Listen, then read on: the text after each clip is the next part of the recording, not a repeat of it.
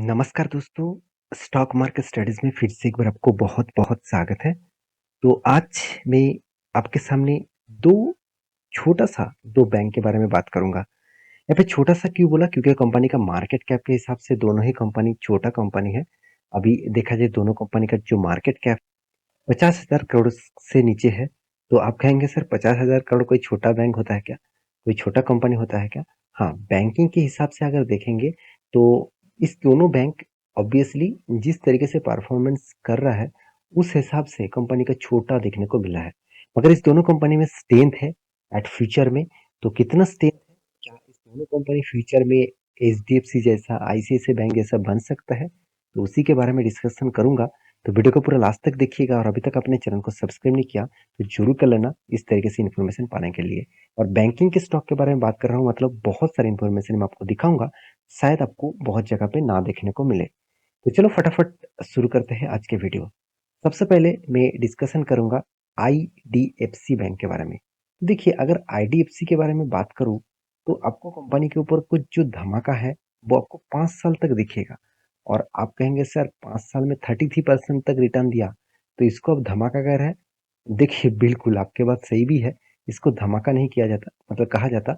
अगर मैं अब मैक्सिमम चार्ट पर ओपन कर दूं तो मैक्सिमम में कंपनी जब से स्टार्ट हुआ 2015 से लेकर आज तक कंपनी 11% का लॉसेस दिया, कुछ प्रॉफिट ही नहीं दिया।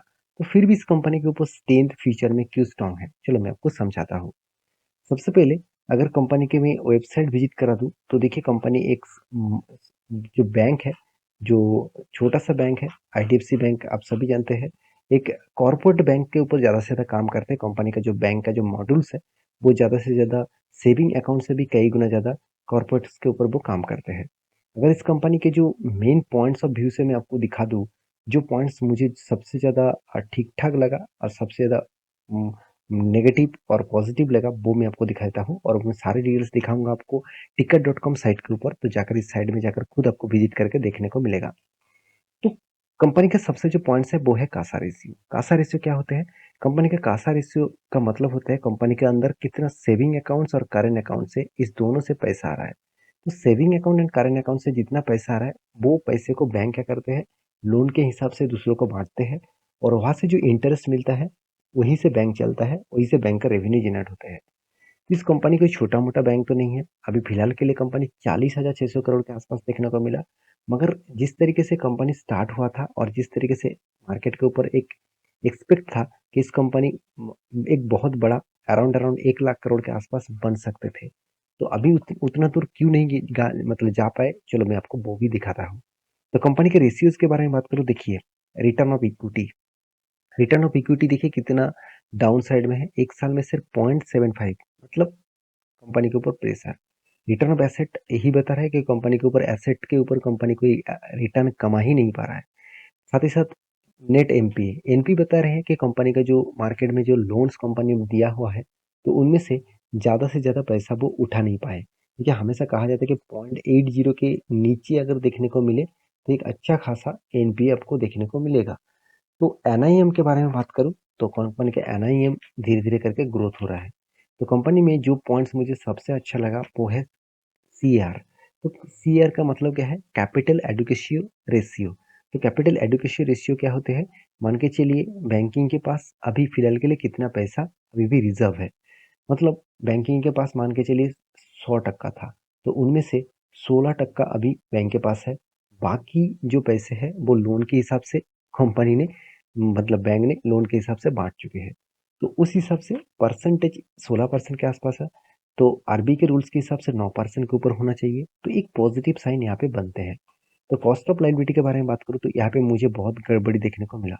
क्योंकि कॉस्ट ऑफ लायबिलिटी का मतलब है बैंक जितने सारे लोगों के पास पैसा लिया, मतलब सेविंग अकाउंट में, एफडी में, साथ ही साथ करंट अकाउंट में, इस सारे लोगों को क्या करना पड़ेगा? इंटरेस्ट देना पड़ेगा। हाँ, करंट अकाउंट में इंटरेस्ट नहीं देना पड़ता, मगर बाकी जो सारे जो इन्वेस्टर पैसा रखे हैं बैंक के ऊपर, तो उसको तो इंटरेस्ट देना पड़ेगा। तो वो बैंक के लिए एक लाइबिलिटी बन जाते हैं। तो वही लाइबिलिटी कितना है? 4.71% के आसपास। तो पैग रेशियो तो अवेलेबल नहीं है। तो एडवांस ग्रोथ भी 17% के आसपास है। तो रही बात कंपनी का फाइनेंशियल डिटेल्स के बारे में, तो कंपनी का वैल्यूएशन आपको सस्ते में दिखेगा, मगर इंडस्ट्रीज ब्यूरो के हिसाब से कंपनी का वैल्यूएशन आपको ज़्यादा दिखेगा। तो बहुत सारे लोग यही कहते हैं कि 10 से 30 के अंदर इसके बीच में हो तो वैल्यूएशन ठीक है, तो उस हिसाब से वैल्यूएशन ठीक है। कंपनी का पी रेशियो बता रहा है ठीक ठाक है, मगर कंपनी के इंडस्ट्रीज वैल्यूएशन बता रहा है कि कंपनी का ऊपर बहुत ज्यादा प्रेशर अभी भी है और वैल्यूएशन भी हाई है। तो कंपनी का return of equity, return of capital employed कुछ खास नहीं है। प्रोमोटर के पास 40% होल्डिंग है। और रही बात कंपनी के ऊपर प्रॉफिट एंड लॉस का, तो आप देखेंगे तो कंपनी में जो प्रॉफिट एंड लॉस यहाँ पे दिखाया जा रहा है, तो उस हिसाब से कंपनी जिस तरीके से रेवेन्यू जनरेट कर रहा है, उस हिसाब से कंपनी को एक्सपेंस भी मेंटेन करना पड़ रहा है, सॉरी इंटरेस्ट और एक्सपेंस दोनों ही मेंटेन करना पड़ रहा है। इस हिसाब से कंपनी का एक्चुअली कुछ प्रॉफिट नहीं हो रहा है। तो आप कहेंगे सर कंपनी का फाइनेंशियली प्रॉफिट दिखा रहा है नेगेटिव, तो यहाँ पे प्रॉफिट कहाँ से आया? तो कंपनी का प्रॉफिट है अदर्स इनकम से। यहाँ पे अदर्स इनकम कहाँ से मिला? आप देख सकते हैं अदर्स इनकम जो है कंपनी का, एक्चुअली देखा जाए तो कंपनी ने दूसरे जगह पे जो इन्वेस्टमेंट किया उसी के पैसे यहाँ पे देखने को मिला है। अगर एक चीज मैं आपको दिखा दूं तो आप यहाँ से पता चल जाएगा कि कंपनी का मार्केट कैप 40,600 करोड़ है और कंपनी का एंटरप्राइजेस वैल्यूज 1,83,000 है। तो इतना पैसा कहाँ से आया? तो ये एक्चुअली दूसरे कंपनी के ऊपर निवेश करके रखे हैं, तो उसी का पैसा है। तो मैं जरूर कहूंगा इस कंपनी के ऊपर डिटेल स्टडी करिए, क्योंकि कंपनी के ऊपर रिटर्न आपको शायद अच्छा मिले, मगर कंपनी का सेल्स और प्रॉफिट गुण भी अच्छा दिखे, तो कंपनी में उतना स्ट्रेंथ बूस्ट अभी तक नहीं आया जिस तरीके से कंपनी को भागना चाहिए था। तो इसके ऊपर अभी भी वॉलेटिलिटी है। अगर इसका चार्ट पैटर्न देखेंगे तो बहुत ज्यादा वॉलेटिलिटी है। इतना बड़ा कंपनी होने के नाते भी इसके ऊपर इतना ज्यादा वॉलेटिलिटी आपको देखने को मिला है। तो ये था फर्स्ट कंपनी। सेकेंड जो कंपनी है जिसके बारे में बात करूँ तो वो एक गवर्नमेंट कंपनी है। आप कहेंगे सर गवर्नमेंट कंपनी, जिस कंपनी का नाम कौन सा है? कंपनी का नाम है IDFC फर्स्ट बैंक। तो बहुत सारे लोग ये बात सुनकर मेरे साथ एग्री भी नहीं होंगे कि सर ये तो प्राइवेट बैंक है। IDFC बैंक हम लोगों तो हमेशा देखने को मिलता है कि ये एक, सॉरी माफी चाहता हूँ, यहाँ पे जो जिस बैंक के बारे में बात करूंगा उसका नाम है IDBI बैंक। तो IDBI बैंक बहुत सारे लोग यही जानते हैं कि इस कंपनी एक प्राइवेट बैंक है। एक्चुअली मतलब कैलकुलेट के हिसाब से, कैलकुलेशन के हिसाब से एक प्राइवेट बैंक ही है, मगर इस कंपनी के ऊपर सबसे ज्यादा निवेश गवर्नमेंट के है। तो गवर्नमेंट कौन हुए? तो चलो मैं आपको दिखाता हूँ। सबसे पहले इस कंपनी की इंफॉर्मेशन के बारे में बात करूँ, इस कंपनी का आप वेबसाइट विजिट कर सकते हैं, इस कंपनी का डिटेल्स डेटा आप देख सकते हैं।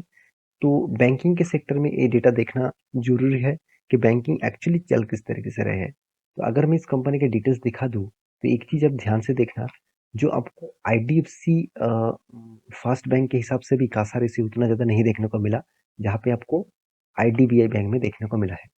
तो IDBI में कासा रेशियो ज्यादा है, तो इसलिए लोग ज्यादा से ज्यादा इस कंपनी के ऊपर निवेश करके रखे हैं, मतलब सेविंग अकाउंट, करंट अकाउंट से पैसा जमा करके रखे हैं। तो कंपनी का जो मार्केट कैप है वो आप देखेंगे तो कंपनी का 58,000 करोड़ के आसपास मार्केट कैप है। अगर इस कंपनी के में और भी डेटा आपको दिखा दूं तो इसका एंटरप्राइज वैल्यूज 2,80,000 करोड़ के आसपास देखने को मिलेगा।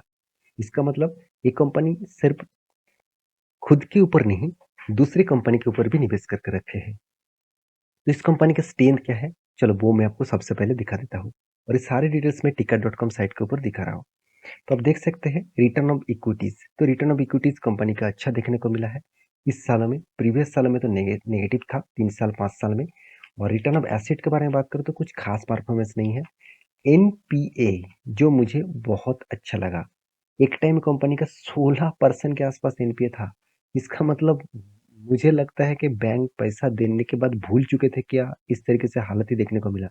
मुझे लग रहा है कि बैंक पैसा दिया कस्टमर को लोन के हिसाब से और वो बोल गया चलो तुम लेके एंजॉय करो, तो इस तरीके से कुछ परफॉर्मेंस देखने को मिल रहा था। मगर उसको कंट्रोल में लेके आया क्योंकि इसका प्रोमोटर चेंज हुआ और उस हिसाब से कंपनी कंट्रोल में आए। तो उसके बाद देखिए NIM भी अच्छा खासा ग्रोथ हुआ। और मुझे जो बेस्ट पॉइंट इस कंपनी का लगा वो है CAR, कैपिटल एडुकेशन रेशियो, जो IDFC बैंक में आपको 16% दिख रहा था, यहाँ पे 19% दिख रहा है। मतलब अच्छा खासा पैसा बैंकिंग के हाथ में है, जो जिस पैसे से वो कस्टमर को हैंडल कर सकते हैं। कॉस्ट ऑफ लाइबिलिटी भी कम है। अगर आप IDFC बैंक के बारे में बात करो तो उसमें कॉस्ट ऑफ लाइबिलिटी ज़्यादा है, अगर यहाँ पे कॉस्ट ऑफ लाइबिलिटी मुझे अच्छा खासा देखने को मिला। Return of asset, sorry peg ratio भी आपको बेस्ट लेवल में देखने को मिलेगा। तो एडवांस ग्रोथ भी अच्छा खासा देखने को मिलेगा। रही बात इस कंपनी का स्ट्रेंथ के बारे में, तो कंपनी का जो डेप्थ ऑफ इक्विटी है वो आपको ठीक ठाक है। एक्चुअली देखा जाए तो कंपनी के आसपास जो, सॉरी एक्चुअली जो डेप्थ होना चाहिए था गवर्नमेंट, सॉरी बैंकिंग के हिसाब से, तो उस हिसाब से डेप्थ ठीक ठाक है। कंपनी का सबसे जो इम्पोर्टेंट पॉइंट है वो है प्रोमोटर होल्डिंग। यही चीज़ आपको फ्यूचर में फँसा सकते हैं। तो आपको लग रहा है कि 94% प्रोमोटर के पास होल्डिंग है, तो ये कंपनी तो टूटेगा नहीं, फेविकोल का जोड़ जैसे है। तो ऐसे मत सोचिएगा, क्योंकि सेबी के रूल्स के हिसाब से कोई किसी भी कंपनी के ऊपर प्रोमोटर का होल्डिंग 75% से ज़्यादा नहीं होना चाहिए। तो सोचिए, यहाँ पे अगर कंपनी 94-95% से 75% हटा दे, तो करीबन 20% स्टेक बेचेंगे। और बेचेंगे किस तरीके से? ओएफएस के माध्यम से, ऑफर फर्स्ट सेल के माध्यम से। उसको डिस्काउंट में बेचना पड़ेगा, तब इस कंपनी का हालत बिगड़ जाएंगे। तो ये चीज़ भी आपको याद रखना है। तो कंपनी का बाकी parameters, market cap to sales, interest coverage, सब कुछ आपको बढ़िया दिखेगा। तो कुछ पॉइंट ऑफ व्यू से ठीक ठाक है। अगर कंपनी का इनकम देखा जाए, कंपनी का एक्सपेंस देखा जाए, तो सब कुछ बढ़िया चल रहा था। मगर कंपनी ने फाइनेंशियली जो प्रॉफिट है उसको मेंटेन नहीं कर पाया। तो लॉसेस में कंपनी दिखा रहा है फाइनेंशियल रिजल्ट। तो जो फाइनेंशियल मार्जिन है वो भी नेगेटिव में जा चुके थे। इस बार कंपनी ने पॉजिटिव लेकर आया। फिर भी देखिए, कंपनी फाइनेंशियल रिजल्ट नेगेटिव होने के बाद भी इनकम, एक्सपेंस और देखा जाए तो इंटरेस्ट, सब कुछ प्लस माइनस करके कंपनी का हाथ में एक्चुअली नेगेटिव प्रॉफिट आया था। मगर कंपनी फिर भी प्रॉफिट को पॉजिटिव में लेके आया। क्यों लेके आया? क्योंकि कंपनी का अदर्स इनकम अच्छा है। कंपनी अदर्स इनकम अच्छा खासा किया, तो उस हिसाब से प्रॉफिट जनरेट हुआ। तो कंपनी आपको 3 साल और 1 साल में अच्छा रिटर्न दिया, मगर 5 साल, 4, 10 साल में कुछ खास रिटर्न नहीं दे पाए। तो कंपनी का सेल्स ग्रोथ तो ठीक है, सॉरी प्रॉफिट ग्रोथ तो ठीक है, मगर सेल्स ग्रोथ ठीक नहीं है। तो जो चीज़ मैं आपको बार बार बोल रहा था कि कंपनी के ऊपर इन्वेस्टर कौन है, आप खुद ही देख लीजिए। एक है एलआईसी, दूसरा है प्रेसिडेंट ऑफ इंडिया, जिसके पास अच्छा खासा होल्डिंग है। सबसे ज़्यादा होल्डिंग एलआईसी के पास है। तो मैं पहले बोल चुका हूँ, नाम से company government, sorry private company है, मगर इसका जो इन प्रोमोटर है वो खुद गवर्नमेंट है। तो वो जब चाहे जो चाहे वो कर सकते हैं, क्योंकि उसके पास 94% से भी ज़्यादा होल्डिंग देखने को मिला है। तो ये बात आपको मैं क्लियर कर दूं, ये दोनों कंपनी का जो स्ट्रेंथ है वो फ्यूचर विजन के लिए स्ट्रांग हो सकते हैं। फिलहाल के लिए इस कंपनी के ऊपर आपको फोकस रखना जरूरी है, क्योंकि इस कंपनी एक कैपेबिलिटी रखते हैं एट फ्यूचर में लॉन्ग जर्नी दिखाने के लिए। तो आपके पास कौन सा कंपनी है और आप इस दोनों कंपनी से कौन सा कंपनी को प्रेफर करना चाहेंगे, मुझे जरूर कमेंट करना। और ये वीडियो टोटली एजुकेशन पर्पस में था, कोई आपको रिकमेंडेशन नहीं किया था कि जाकर कल ही जाकर निवेश कर दीजिएगा, क्योंकि मैं कोई सेबी रजिस्टर्ड पर्सन नहीं हूँ कि मैं आपको रिकमेंडेशन करूं। मेरा काम है आपको इन्फॉर्मेशन देना। तो मिलते हैं नेक्स्ट वीडियो में, तब तक के लिए अच्छे से रहिए, अपने ख्याल रखिए, बाय बाय।